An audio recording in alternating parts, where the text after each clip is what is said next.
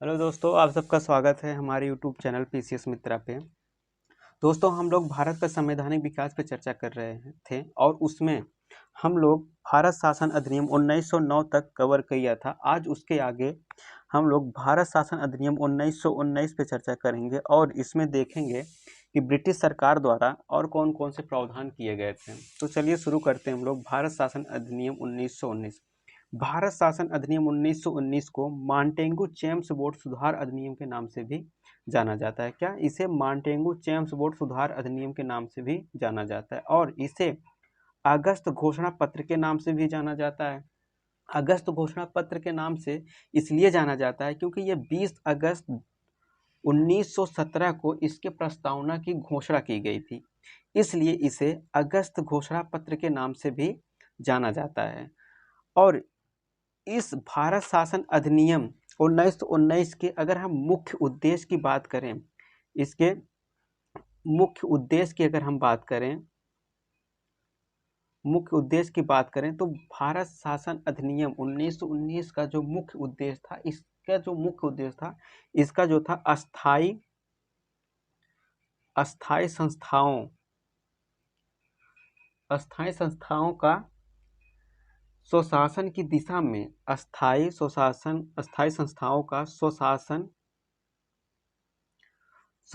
की दिशा में क्रमिक क्रमिक रूप से विकास करना था।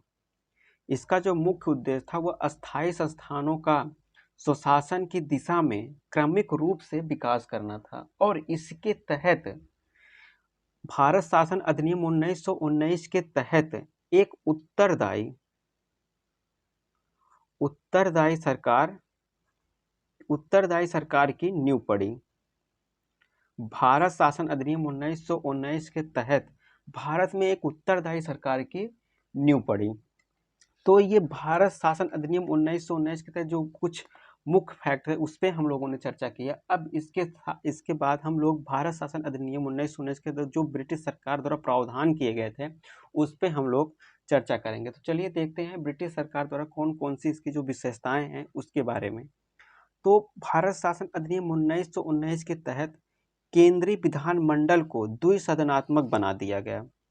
भारत शासन अधिनियम 1919 के तहत जो केंद्रीय विधानमंडल थी उसको द्विसदनात्मक बना दिया गया। अब इसके जो दो सदन थे वो कौन थे?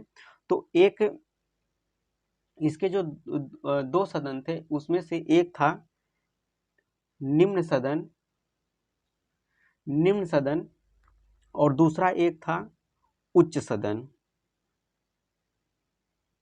एक निम्न सदन था और दूसरा एक उच्च सदन था। जो निम्न सदन था उसको केंद्रीय विधानसभा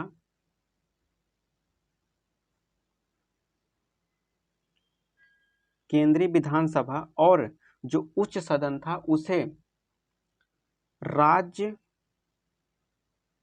परिषद नाम दिया गया था।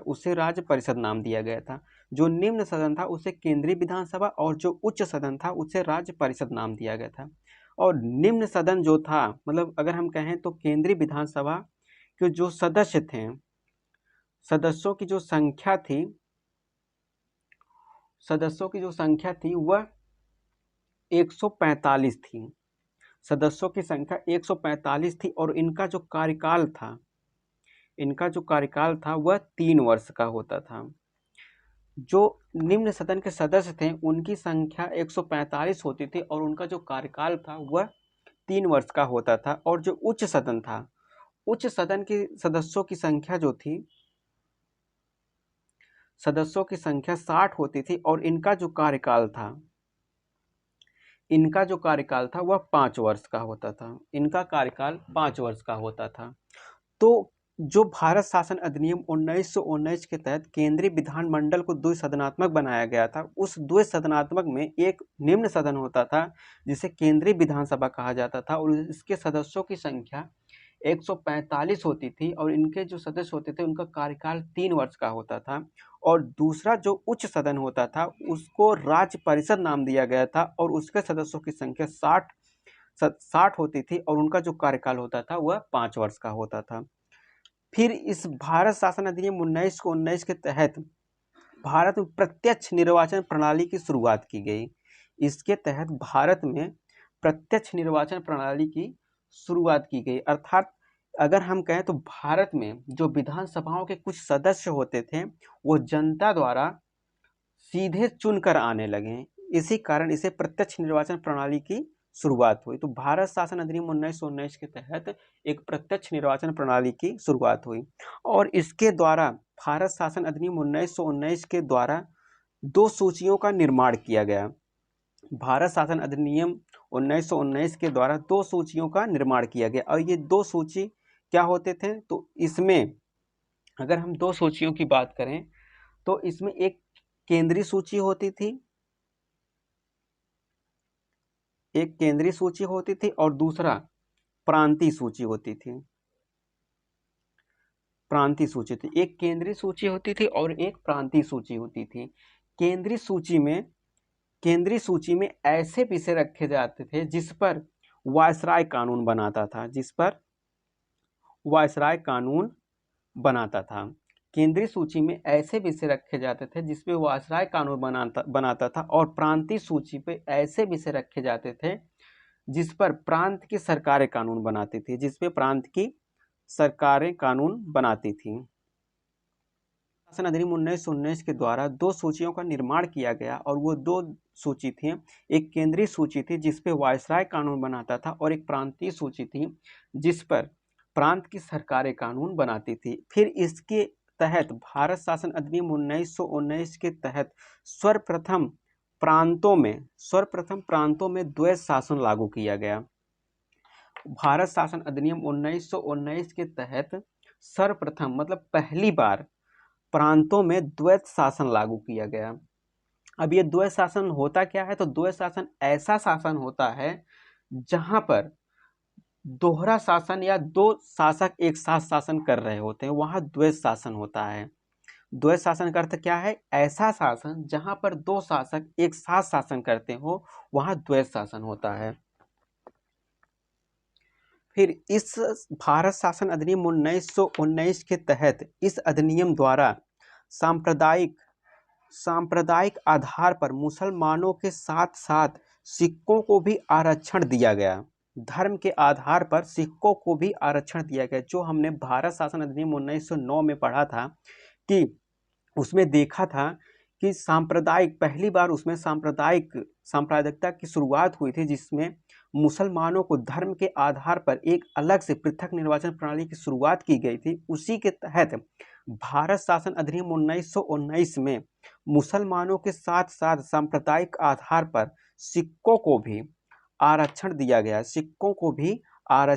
गया। तो भारत शासन अधिनियम 1919 के तहत सांप्रदायिक आधार पर मुसलमानों के साथ साथ सिखों को भी आरक्षण दिया गया। फिर इस अधिनियम द्वारा इसके तहत भारत में आंशिक प्रांतीय स्वायत्त की नींव पड़ी। इसके तहत भारत में आंशिक स्वायत्त की नींव पड़ी। फिर भारत शासन अधिनियम 1919 के द्वारा एक महालेखक परीक्षक और लोक लेखा समिति का गठन का प्रावधान किया गया। भारत में भारत शासन अधिनियम 1919 के द्वारा महालेखक परीक्षक और लोक लेखा समिति के गठन का प्रावधान किया गया। फिर भारत शासन अधिनियम 1919 के तहत ही सर्वप्रथम लोक सेवा आयोग के गठन का प्रावधान किया गया।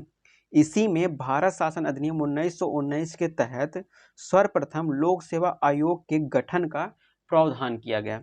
और इन सब के बाद भारत शासन अधिनियम 1919 के इन अन्य प्रावधानों भारत शासन अधिनियम 1919 के तहत एक आयोग का गठन किया गया और इस आयोग का जो कार्य था वह 10 वर्षों में भारत शासन अधिनियम 1919 का समीक्षा करके इसको पता लगाना था कि यह स्थानीय स्वशासन, विकास और शिक्षा का प्रसार कहाँ तक हुआ। इसको 10 वर्षों में इसकी समीक्षा करके ब्रिटिश सरकार को इसका रिपोर्ट प्रस्तुत करना था। तो ये भारत शासन अधिनियम 1919 के तहत हमने देखा कि ब्रिटिश सरकार द्वारा कौन कौन से और प्रावधान किए गए थे। अब हम इसके अगले वीडियो में इसके आगे चर्चा करेंगे कि ब्रिटिश सरकार द्वारा और कौन कौन से प्रावधान किए गए थे। चैनल को मिलते हैं फिर से अगले वीडियो में, तब तक के लिए नमस्कार, जय हिंद।